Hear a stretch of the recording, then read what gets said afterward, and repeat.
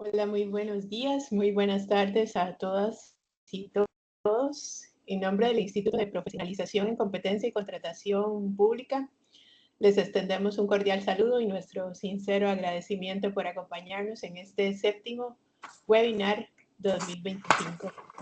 Saludamos con especial aprecio a todas las personas conectadas desde los distintos países de Iberoamérica, a los especialistas en contratación pública y a todas y todos los interesados en el desarrollo de la infraestructura vial y la mejora de los procesos de competencia. El tema que hoy nos reúne es las cláusulas de admisibilidad desde la necesidad de promover competencia, el mercado de la obra pública vial. Este espacio busca abrir el diálogo sobre cómo los requisitos de admisibilidad, lejos de ser un obstáculo, pueden convertirse en un instrumento que fortalezca la participación, la transparencia y la eficiencia en la contratación pública.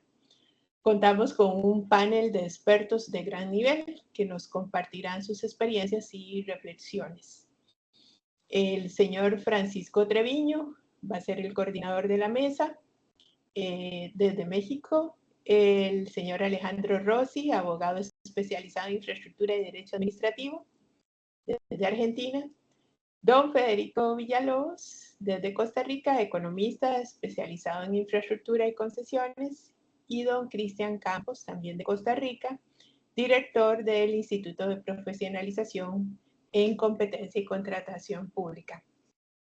Como ya es sabido, este es un espacio de aproximadamente 1 hora, para lo cual cada panelista tiene aproximadamente unos 15 minutos para desarrollar su ponencia. Y cerca de vencer el tiempo, pues le estaremos avisando para su consideración. Para los participantes tenemos un espacio en la sección de preguntas y respuestas que está en la parte de arriba de su pantalla, donde pueden ustedes anotar su consulta, y si el tiempo no lo permite, podríamos encargarnos de leer las preguntas a los panelistas, o bien luego se las estaríamos respondiendo a través del correo electrónico. Les invito a aprovechar al máximo este espacio de intercambio académico profesional, y sin más que agregar, le concedo la palabra a don Francisco para que inicie con la discusión. Muchas gracias. Muchas gracias, Ileana. Muy buenos días a todas y todos. Me siento muy honrado de estar en esta reunión compartiendo la mesa con distinguidos expertos a quienes seguramente vamos a poder escuchar con opiniones interesantes, puntuales, que provienen de su larga experiencia.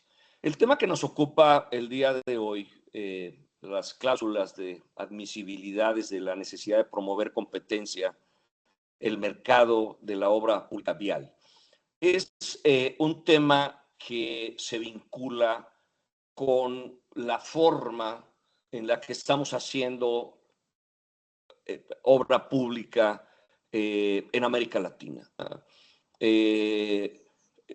Este tema se vincula a otro tema más amplio que está relacionado con la brecha que hay entre oferta y demanda en infraestructura.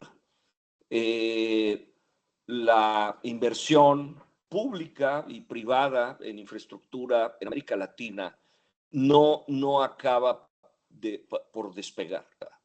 Deberíamos estar invirtiendo del orden entre el 5 y el 6% del PIB en infraestructura, y históricamente, en promedio en la región, invertimos entre 1 y 2%. Es decir, que en el mejor de los casos deberíamos triplicar la inversión que estamos haciendo. Y probablemente una de las causas por las cuales no estamos haciendo todos los proyectos de infraestructura que podríamos hacer y que se necesita que hagamos, podría estar vinculado con temas de competencia, en donde la idea de globalización, en donde los las mejores jugadores podrían acudir a ayudar a los países a desarrollar su infraestructura.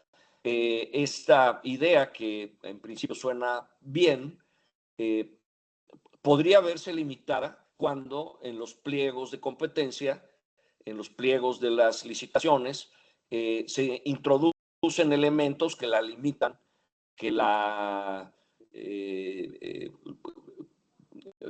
establecen condiciones en donde no se dan el espacio propicio para poder lograr la credibilidad de los jugadores para que acudan a los llamados de los gobiernos para el desarrollo de infraestructura en general y particularmente de la infraestructura vial, que comparte muchas características con otras infraestructuras igualmente relevantes. Vamos a seguir en esta hora de trabajo un sistema que se parece más a un panel de discusión que a un esquema de presentaciones, y sobre esa base yo invitaría pues en primer lugar a Alejandro Rossi, que nos platicara una primera aproximación a este comentario general que acabo de hacer y al tema que nos ocupa. Alejandro, por favor. Muchas gracias, Francisco. Buenos días a todas y todos. Es un gran honor poder estar en este panel y aportar algunas ideas para fomentar el debate en torno a un problema que todas y todos conocemos bastante bien. Una infraestructura que en pocas palabras se queda corta frente a las necesidades, y Francisco lo explicaba con un número, ¿no? O sea, es el número que está medido en torno a la inversión del PIB en este sector, muy por lejos, muy distante de lo que sería necesario. Y esto nos pone a todas y todos en una situación muy cómoda, que es decir, bueno, tiene que haber más inversión. Este tema es también habitual en temas vinculados a la sostenibilidad.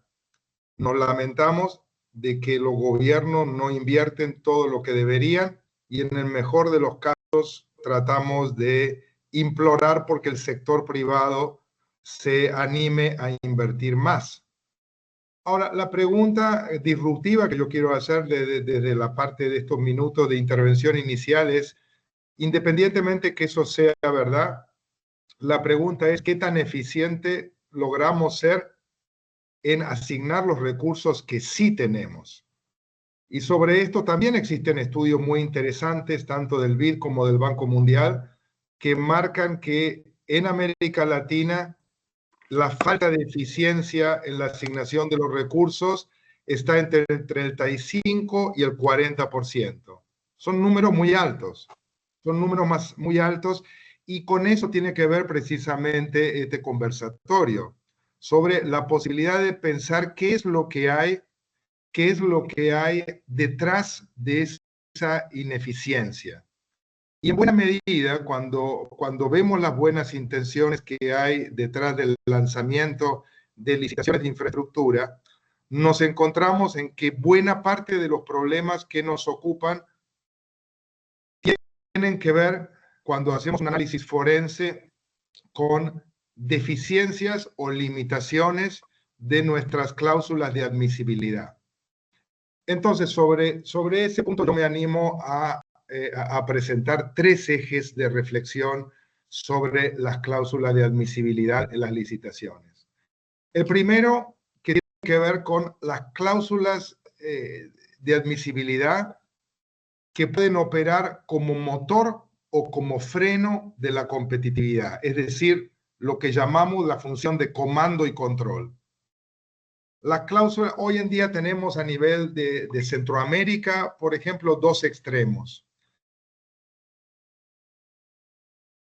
Restrictivas que dejan afuera a la mayoría y especialmente a los contratistas locales, pero también tenemos situaciones de cláusulas demasiado laxas que permiten tener oferentes sin la capacidad necesaria y donde los problemas se trasladan a la hora de ejecutar contratos que terminan multiplicados por 3 o por 4 en términos de duración, en términos de costos, y divididos por 3 o por 4 en términos de calidad.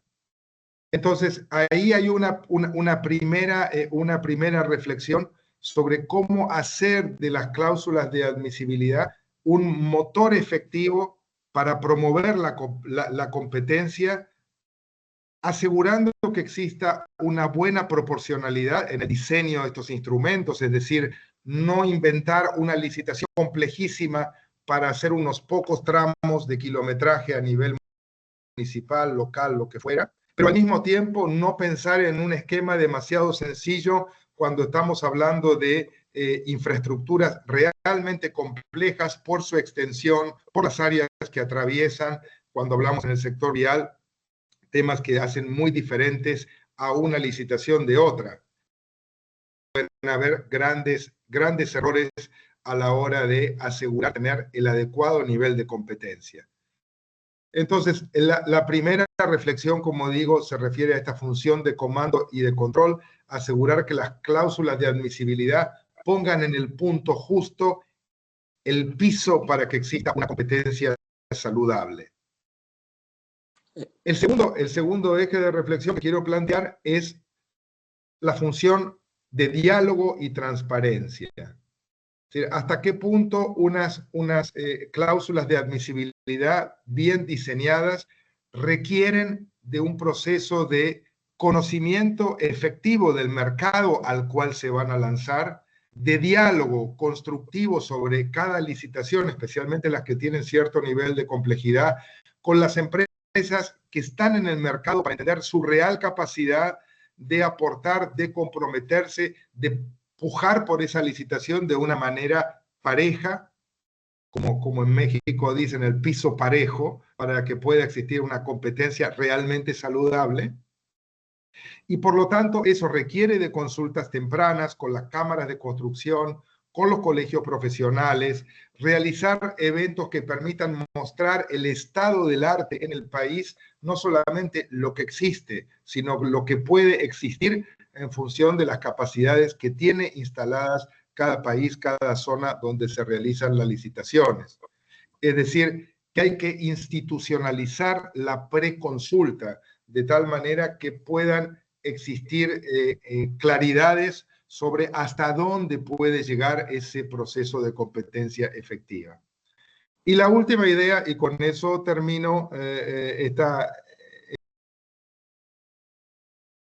ideas en el auditorio, en mis colegas que van a intervenir, pero también en quienes están escuchando y van a plantear preguntas, es la cláusula de admisibilidad mirada en su función de diseño.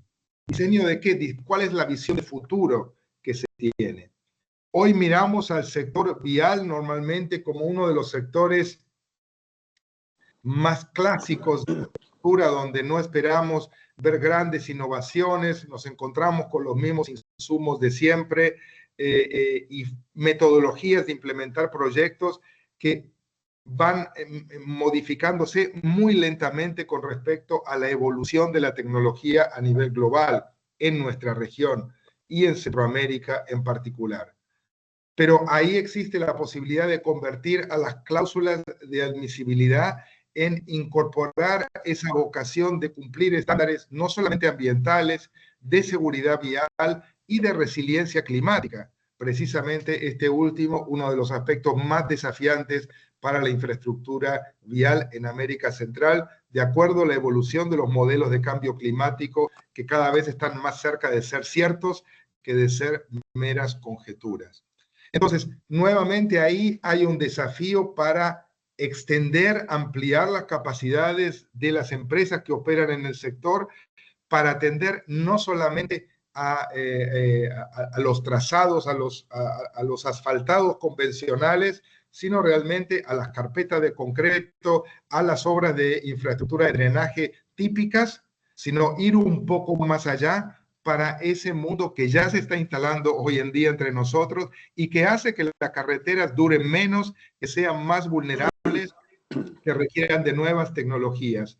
nuevamente ahí es una oportunidad para que estos objetivos de desarrollo sostenible, especialmente el 9, que se refiere a infraestructura, esté incorporado, en esa visión de futuro, con cláusulas de admisibilidad que integran la sostenibilidad, pero también la capacidad de innovación. Cuando hablamos de los pavimentos que se pueden autorreparar, cuando hablamos de cemento verde, cuando hablamos de muchas de las cosas que ya se están hablando con normalidad en los procesos de licitación en otros lugares del mundo y que sin embargo no terminan de permear como estándar en nuestros procesos en la región. Entonces, en síntesis, 3 ideas que dejo planteadas sobre la mesa: la función de comando y control, las cláusulas de admisibilidad, como motor o freno de la competitividad, la función de diálogo, las cláusulas de admisibilidad como oportunidad de consulta temprana para generar confianza en el mercado, y la tercera idea, las cláusulas de admisibilidad con visión de futuro en términos tanto de sostenibilidad como de incorporación de innovación en las nuevas licitaciones. Lo dejo aquí y espero que genere debate y reflexión por parte de nuestros colegas y de todos los participantes. Muchas gracias. Sin duda, Alejandro, muchas gracias.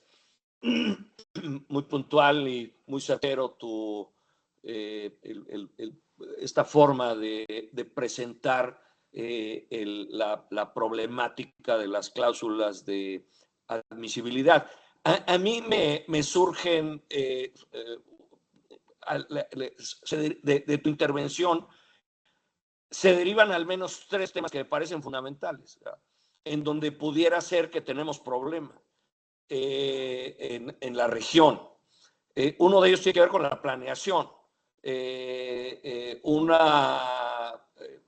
Cierto problema con la identificación y selección de proyectos que a veces no están motivados por razones técnicas, sino por otras razones, y eso genera una distorsión que luego se traduce en cláusulas de admisibilidad que presentan problemas como los que tú señalas. Otro tema derivado de este es la corrupción, y que necesitamos o se advierte la necesidad de incorporar elementos que permitan mitigar prácticas inadecuadas que se traducen en sobrecostos, en mala calidad de los proyectos, en mala selección de las empresas ejecutantes. Y esto me lleva a un tercer problema. Podríamos hacer un panel como este por cada uno de ellos, en relación con la capacidad de las entidades convocantes, la capacidad técnica de las entidades convocantes para manejar todos estos elementos, ¿no? Federico, ¿cuál sería tu primera aproximación en este planteamiento tan rico que nos ha hecho Alejandro, y la propia visión que tú tienes de esta problemática? Muchas gracias, Paco. Aquí estoy con distinguidos abogados rodeados, así que voy a dar mi visión, digamos, desde la economía. Y creo que Alejandro, Paco mencionaban temas, digamos, muy interesantes, muy oportunos. Y por aquí hacía algunas anotaciones. El primero, el tema de planeación, desde la identificación de los proyectos hasta su preparación. Y ahí tenemos un problema, creo que por no decir todo, pero la gran mayoría de América Latina. Entonces nosotros vivimos en un círculo en el cual no planificamos los proyectos, luego lanzamos un proyecto más con la premura política que con otra cuestión. Eso nos empuja a hacer las cosas, digamos, de una manera un poco improvisada en algunos casos, o digamos a un paso que no es el adecuado desde la perspectiva técnica. Y eso nos lleva a que posteriormente, como bien mencionabas al inicio, Paco, el tema de la necesidad de inversión, pero nos empezamos a comer esa capacidad de inversión porque los proyectos nos terminan costando varias veces más por esa debilidad en la preparación, ¿verdad? O por ese desprecio que tenemos. Tal vez doy un dato, eh, un panel de proyectos que se analizó hace algunos años por parte del Fondo Monetario Internacional, hablaba de por lo menos 6, 7 años desde que un proyecto se identifica hasta que se empieza a ejecutar en el sector vial, por ejemplo. Y uno trata digamos, de calzar esto con los ciclos políticos y es muy distinto. Entonces ahí tenemos un primer problema que nos lleva, digamos, a esa falta de preparación. Y la falta de preparación nos lleva a la improvisación. Y la improvisación también empieza a limitar la participación de algunos actores, digamos, que pudiesen tener interés en un determinado país y porque sencillamente digamos, no tienen confianza de cómo se va a manejar el proyecto hacia adelante. En ese escenario, normalmente es el único o el uno o dos jugadores locales que probablemente sepan navegar en esa, digamos, en esa incertidumbre, los que terminen participando en los proyectos. Em, Otro tema muy importante creo que es la transparencia. Me gusta plantear esto siempre de alguna manera en infraestructura y no me gusta generalizar porque evidentemente sería injusto, pero muchas veces esto es un cuarto oscuro, ¿verdad? Como hemos dicho en algunos procesos, eh, donde cada uno de los participantes que estamos en el sector sabemos en qué etapa está, pero tenemos diferentes versiones, una claridad digamos, en los procesos tanto de preparación como de contratación de los mismos proyectos. Y esto, digamos, se enmarca en algo que es un tema que yo quisiera dejar por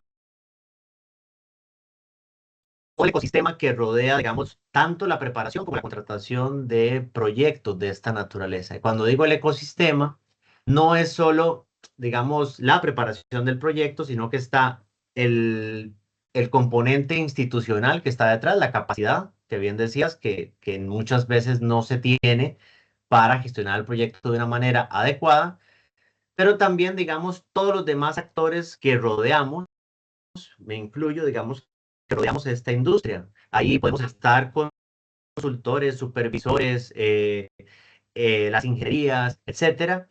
Y yo creo que ahí tenemos, no, digamos, en algunos países una deuda muy importante de cómo empezamos también a regular todos los temas de potenciales conflictos de interés entre los diferentes actores de este ecosistema.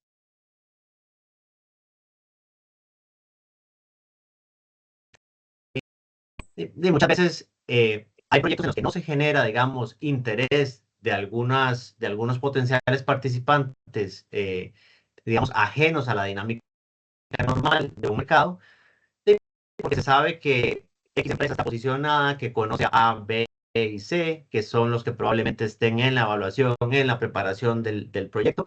De nuevo, no generalizo porque eso es ser muy, muy atrevido, pero sí creo que son temas que debemos poner sobre la mesa. Entonces, con esto, tal vez un pequeño resumen, yo diría que es cómo pasamos a una política de Estado, de infraestructura. Esto evita que estemos improvisando, porque la improvisación, al final de cuentas, nos lleva a cometer errores, nos lleva a brincarnos etapas, nos lleva a, en algunos casos, pues caer en prácticas que no son las mejores para la promoción de la competencia. Todo el tema de preparatos, no se va a generar participación o a hacer una convocatoria importante de empresas en un proyecto si viene débilmente preparado, ¿verdad? Transparencia, y dentro de la transparencia, cómo generamos un ecosistema un poco más, digamos, reglas más claras, ¿verdad? ¿Quién es quién juega en qué lado, quién no debe estar participando en un proceso porque tiene algún tipo de conflicto en este proceso? Y dejo esto más tal vez para un poquito más adelante, para no extenderme mucho, que creo que también, sobre todo en países pequeños o mercados pequeños, donde es más difícil, digamos, tener digamos, un pipeline de proyectos de obra pública tradicional de cierto tamaño, de cierta envergadura, de una manera, digamos, recurrente, es plantear el tipo de proyectos también, ¿verdad? Y cómo el tipo de proyectos nos puede permitir atraer inversión. Creo que Alejandro mencionaba ahora, digamos, proyectos muy pequeños que tal vez no puedan generar la participación de diferentes actores, pero ¿por qué no pensar, digamos, tal vez en esquemas un poco más amplios, contratos de mantenimiento tipo crema, digamos, de un plazo un poco mayor? Ya entonces ahí vamos a estar teniendo los propios participantes locales, pero ya habrá empresas de fuera que estén interesadas o potencialmente interesadas en un proyecto. Entonces dejo estos puntos por aquí para compartir con la mesa. Uno de los temas, uno de los estudios que mencionaba Alejandro del Banco Mundial, efectivamente señala que en América Latina se podría hacer al menos 30% activos con el mismo nivel de inversión pública, solamente mejorando la selección de los proyectos, optimizando los costos y plazos de construcción y una mejor asignación de la inversión entre infraestructura nueva y mantenimiento ya existente. Aquí hay un catálogo de líneas de acción en donde las entidades contratantes podrían trabajar. Aquí un enfoque que podría darse a esta problemática es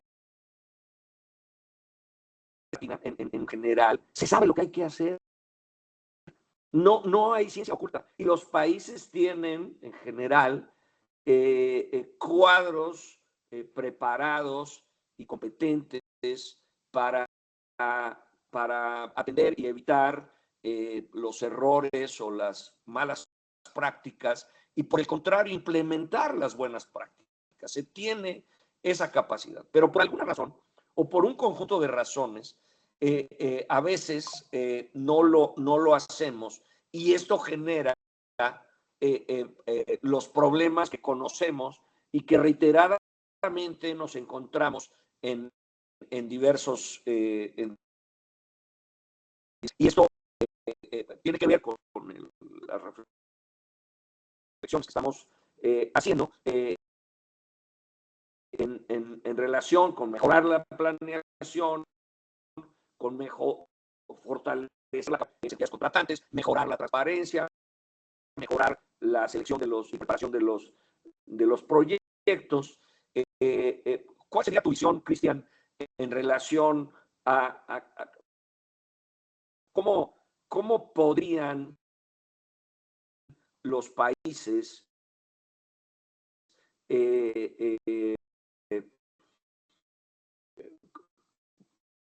llevar a cabo programas o acciones que permitieran lograr uno de los objetivos que mencionaba Alejandro al principio, que es la eficiencia? ¿Cómo hacer proyectos que necesitamos hacer muchos, que no tenemos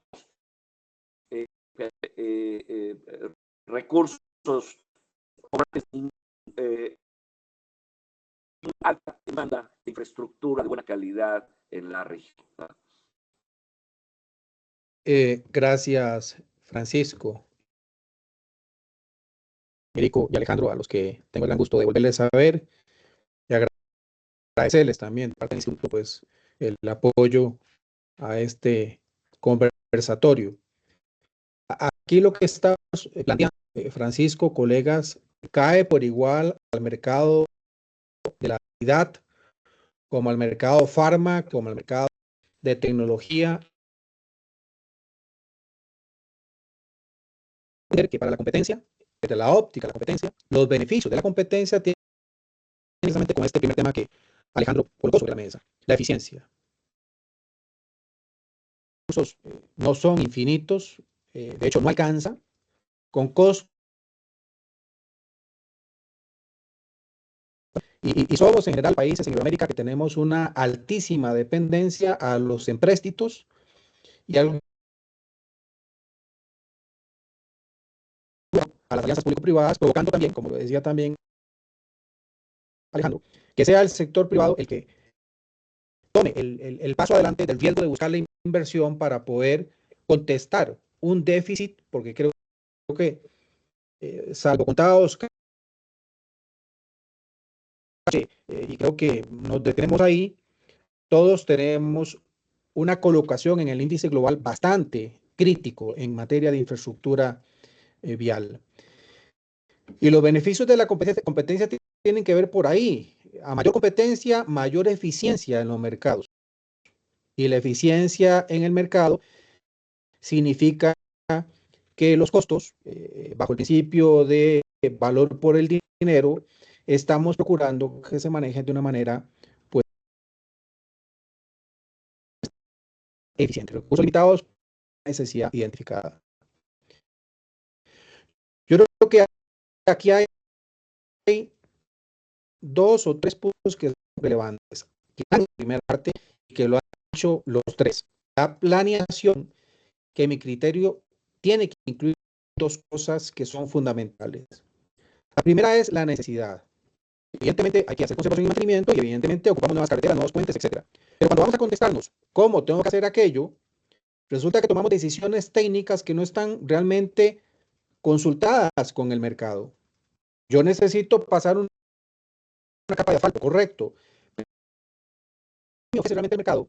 O cuidados, aquello que me están ofreciendo algunos actores del mercado o algún agente económico concreto es excluyente.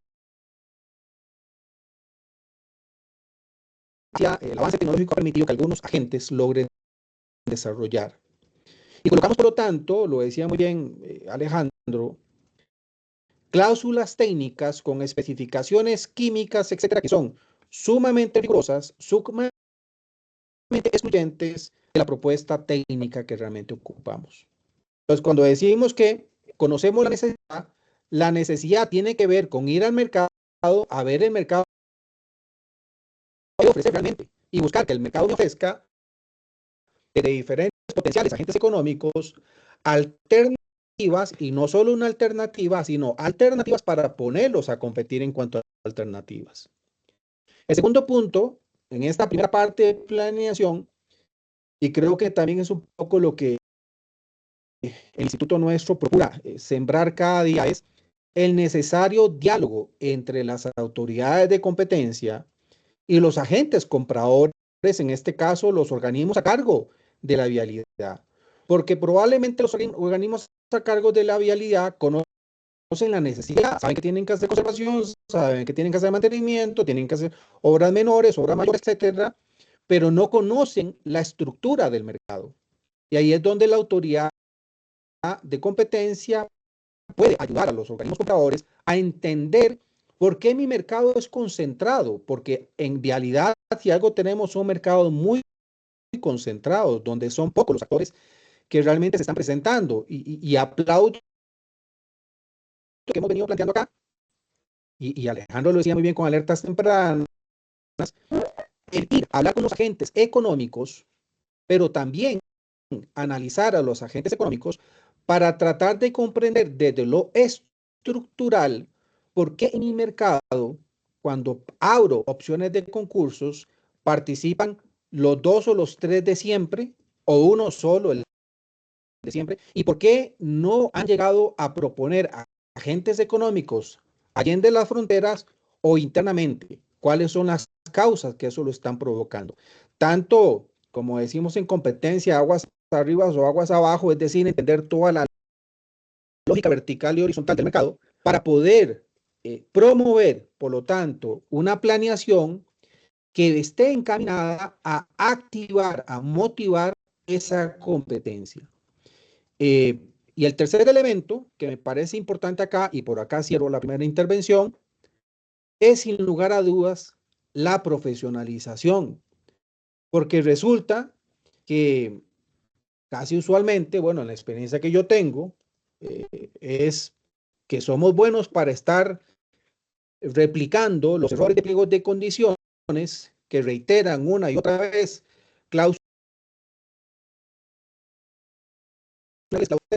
han dado el resultado necesario para promover competencia y no tenemos, pareciera, un cuerpo profesional preparado para realmente concretar clausulados que favorezcan la competencia. Eso quiere decir eliminar todas esas barreras de entrada que no están provocando ese apetito por los concursos. Y cierro acá. Yo creo que tenemos que quitarle tanto énfasis en un estudio previo riguroso de las ofertas, como si el concurso en sí fuera quemarnos los pelos que tenemos y provocar canas innecesarias, porque pasamos a estudiar a los oferentes como si el concurso en sí mismo es el fin como tal que estamos buscando, y se nos olvida que el énfasis tiene que estar en la parte de ejecución. Y entonces nos pasamos en estudios de ofertas viendo cómo exigimos experiencias, capacidades financieras, cumplimientos ambientales que son excesivos, y nos olvidamos que el énfasis tiene que estar en la parte de la ejecución. De manera que deberíamos flexibilizar, colocar cláusulas de admisibilidad, cláusulas de calificación que permitan que lleguen la mayor cantidad de proponentes, y poner el énfasis del aseguramiento en la parte de ejecución de los contratos. Por acá me quedo.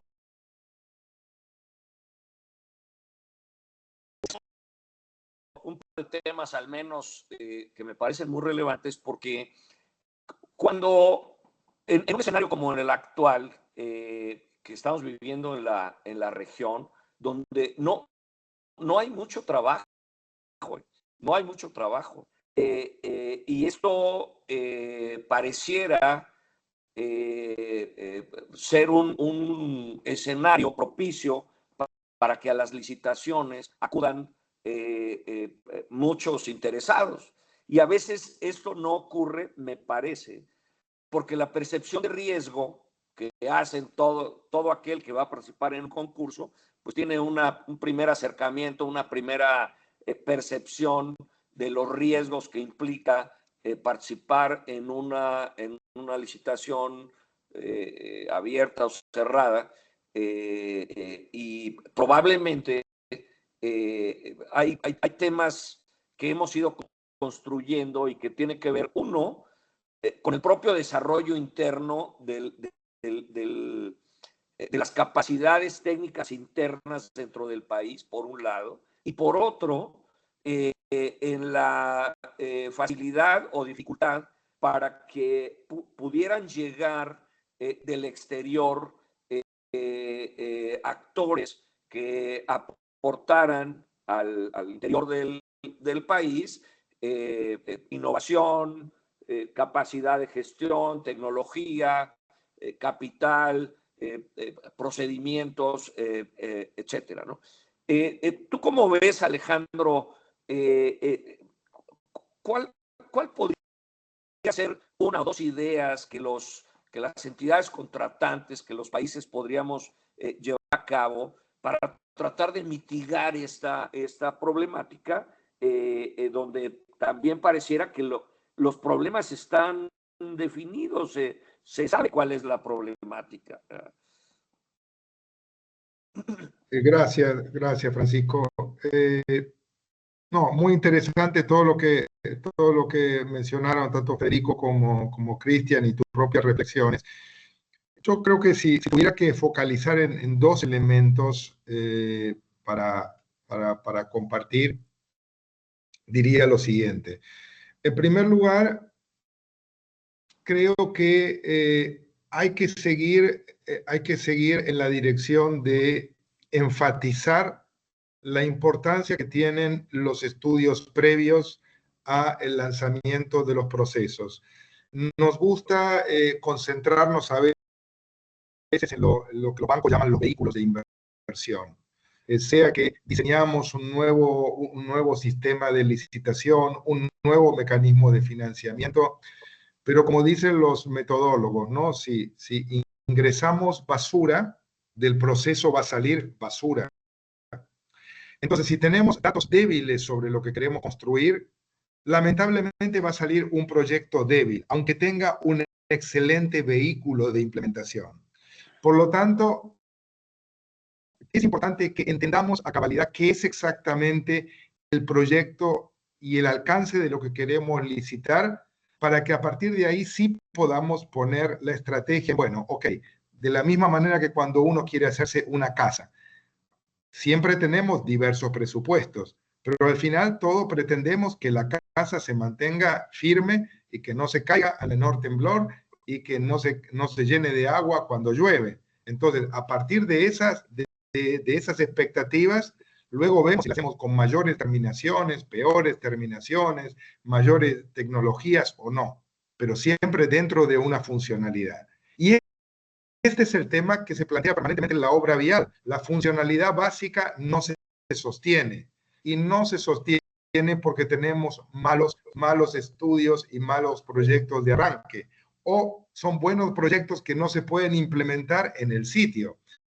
Entonces, esos estudios previos, la primera idea, sigue siendo de la mayor importancia. La segunda idea es, una vez que tenemos un buen estudio previo y que tenemos los vehículos adecuados para promover, como decía Federico, los contratos crema, que han probado ser muy interesantes en algunos lugares de América Latina. Bueno, todo eso está muy bien. Es importante resolver una asignatura pendiente, que es estar todas las entidades de gobierno dentro de una misma.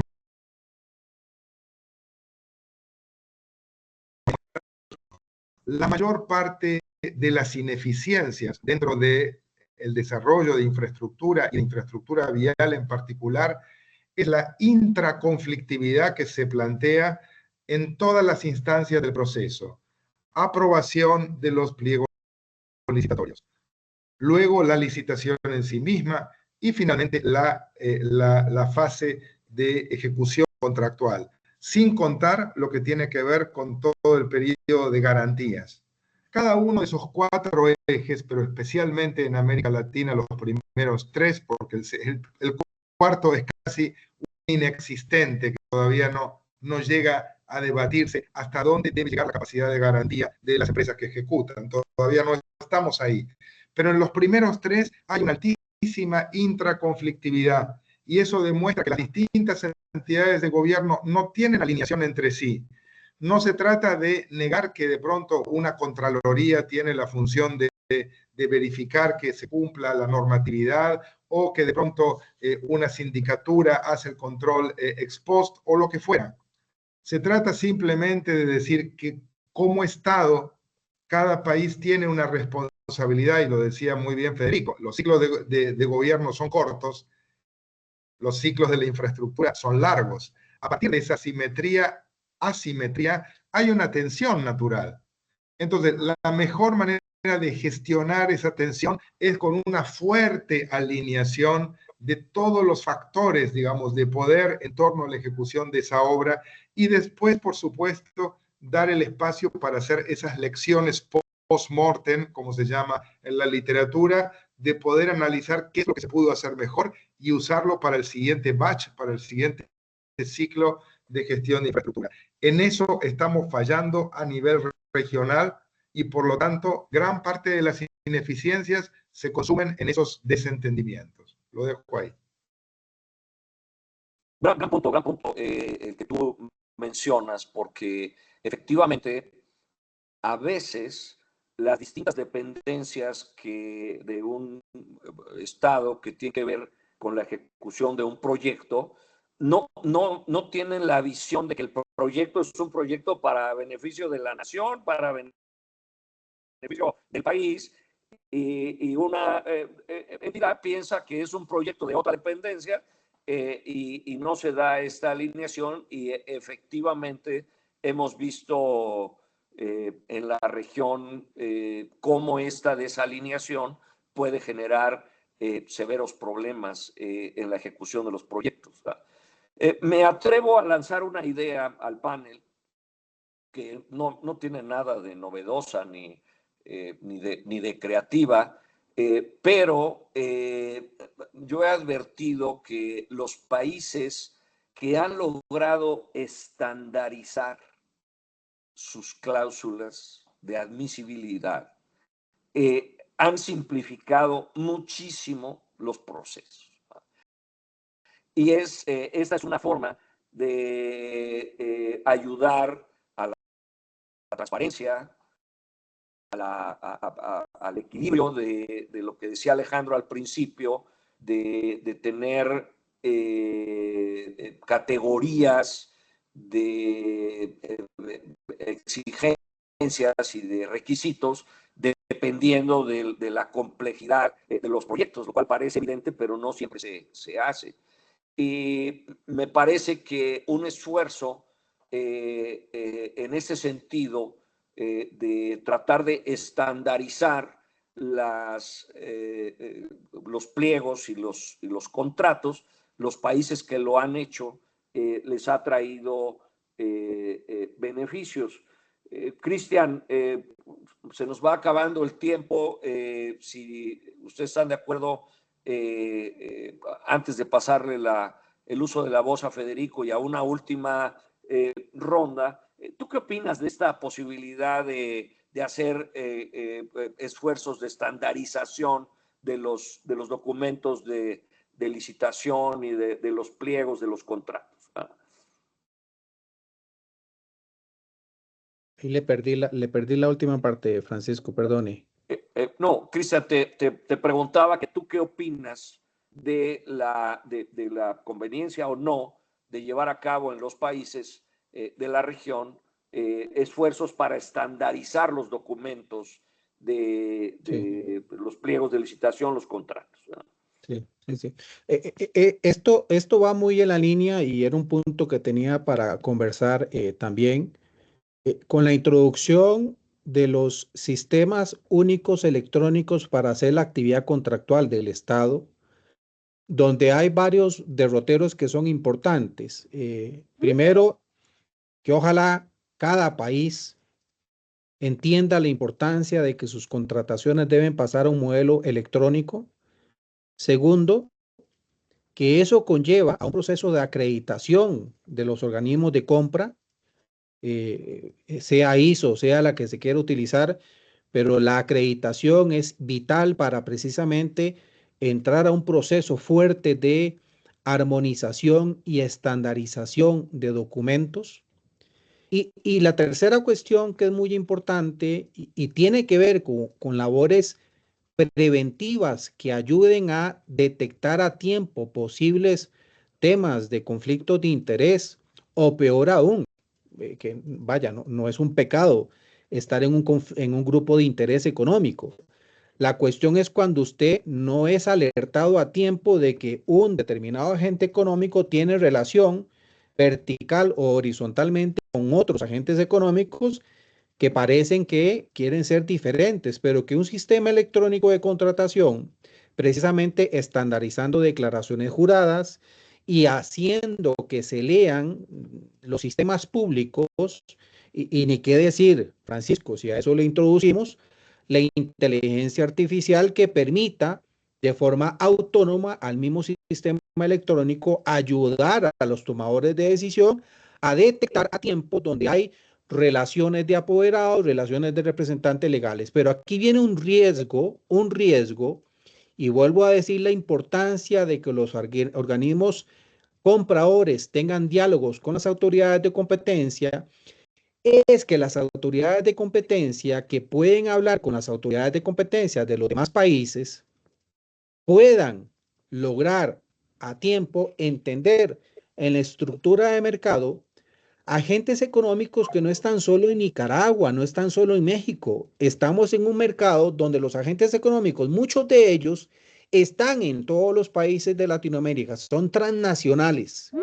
Y el problemita con la competencia aquí es que su ojo puede ser que solo mire el mercado local, solo mire el mercado nacional y no tienen información que eventualmente la autoridad mexicana, que por cierto, por eso es que ando por México, porque vamos a hablar ahora más tarde en la UNAM de la nueva autoridad antimonopolio que creó el Senado mexicano.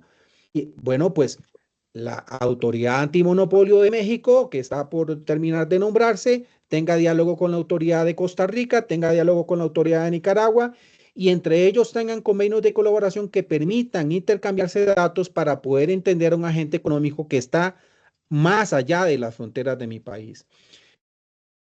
Entonces, definitivamente, estandarización de documentos es fundamental, pero también toda esta labor preventiva que ayude a los estados, a los países, a los organismos compradores a tiempo lograr detener algún potencial ejercicio de práctica anticompetitiva. Muchas gracias, Cristian. Federico, una última intervención con esa gran capacidad de síntesis que tienes, un mensaje final al auditorio que amablemente nos ha estado siguiendo en esta sesión. Gracias, Paco. Bueno, yo creo que aquí podemos poner el énfasis en varios puntos. Empezaría, creo que lo hemos mencionado muchísimo, que es el tema de preparación, planeación de los proyectos de una manera rigurosa. Eso genera confianza y evidentemente participación, atrae mayores cantidad de actores. Tema de conflicto de interés por resolver, y creo que Cristian mencionaba ahora un tema súper importante, no es solo desde una perspectiva local, ya estamos hablando, digamos, de un alcance más regional, ¿verdad? Y no solo, desde esa perspectiva, sino también quiénes elaboran los pliegos, quiénes van a hacer la evaluación, ¿verdad? A veces, pues eso limita de alguna manera la competencia, porque yo no puedo estar sentado, por decirlo así, de ambos lados del mostrador en un mismo proyecto, ¿verdad? O donde tengo algún tipo de conflicto. Y cerraría con un par de ideas nada más muy rápido. La primera es, volviendo a planeación y preparación, yo creo que es importante el tema de política de Estado. ¿Por qué? Porque digamos, cuando no tenemos esa política de Estado, de alguna manera, digamos, de facto, terminan siendo los contratistas los que lo hacen, ¿verdad? Y en el día a día, entonces termina siendo el contratista el que dice, hagamos esto, tenemos que hacer esto, y evidentemente con la premura del ciclo político, pues podemos caer ahí en cuestiones que no son las adecuadas.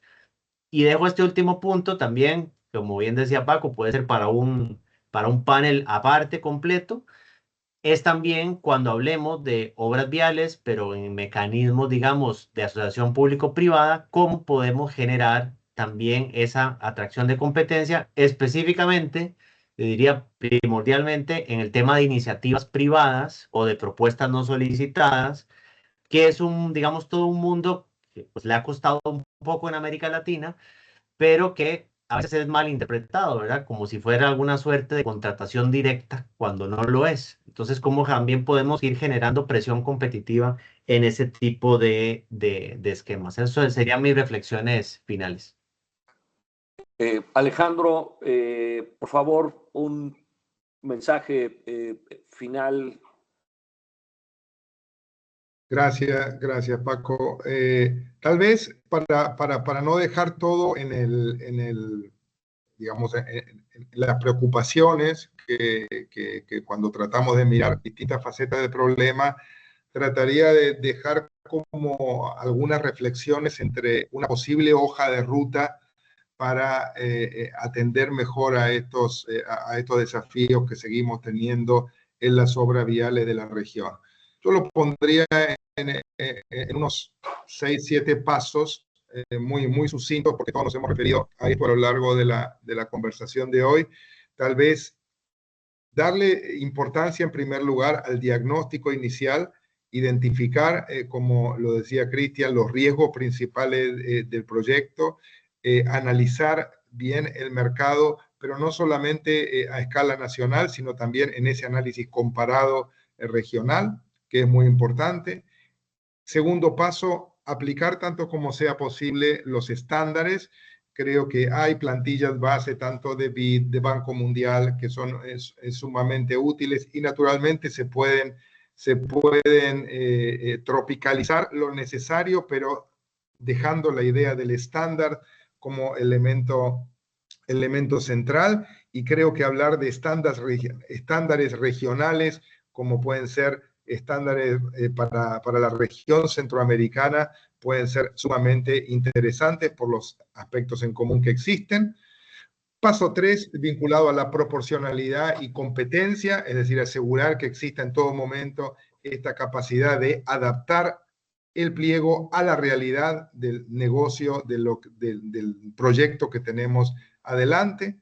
El cuarto paso, la consulta con el mercado, no perder de perspectiva que si no tenemos un diálogo adecuado, no vamos a tener suficiente competencia.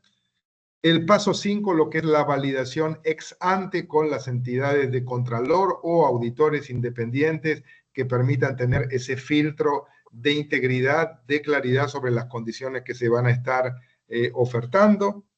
La sexta fase, lo que tiene que ver con implementación y publicación de cláusulas claras, cuantificables, bien entendidas por todos los actores, y finalmente tener una capacidad, en séptimo lugar, de monitoreo y retroalimentación, no dejar de aprender con los procesos que terminan, que ese es una discapacidad sistémica que tiene nuestro sistema de obra pública. No aprende de su experiencia, no capitaliza, no sistematiza lo que ocurre y por lo tanto vuelve una y otra vez como un ente sin memoria a replicar los mismos errores. Lo dejaría ahí.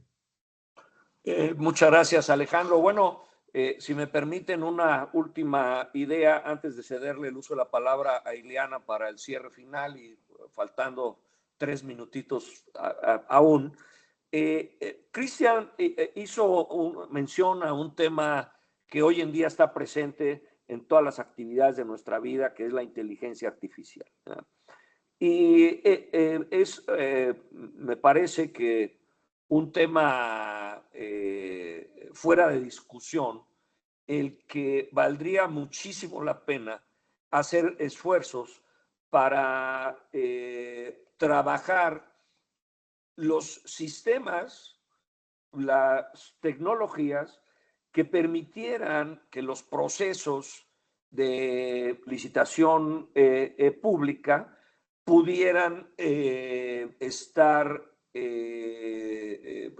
soportados con componentes que le permitieran a estos sistemas aprender y lograr mecanismos pues, de mejora continua, que es una de las funciones de la inteligencia artificial y que en mi experiencia en la región, los países que han logrado hacerlo les ha traído muchos beneficios en términos de estandarización, como mencionaba Alejandro, sobre la base de saber que no todo es estandarizable. Esa es una de las conclusiones del estudio de este tema que tiene décadas. Y también en términos de transparencia y prevención de conductas no deseadas, también se ha acreditado que funciona muy bien en estos dos sentidos. Para lograr todo esto se necesita voluntad política y se necesita una actitud proactiva del ente público vinculado con este tema. Ileana, pues con un minuto restante para concluir con esta sesión en respeto del tiempo de todos nosotros, te cedo el uso de la palabra para dar por terminado el seminario. Sí, muchísimas gracias. Queremos agradecer nuevamente en nombre del Instituto de Profesionalización en Competencia y Contratación Pública a nuestros distinguidos panelistas y a todas las personas de Iberoamérica que se unieron hoy, que nos están acompañando en este espacio de diálogo y reflexión. Les invitamos a seguir vinculados con nuestras actividades, en particular con el Foro Iberoamericano en Competencia y Contratación Pública, que tendrá lugar en noviembre en San José, Costa Rica. Todas las consultas se van a responder por correo, así que no se vayan a angustiar y muchas gracias a todos y a todas. Que ese aprendizaje se traduzca en mejores políticas, mayor transparencia y un desarrollo vial más inclusivo y sostenible para la región. Les recuerdo que el certificado de participación se les estará remitiendo a sus correos electrónicos registrados en el enlace de inscripción en los próximos días. Que tengan un excelente día. Muchas gracias. Muchas gracias. Saludos, muchas gracias.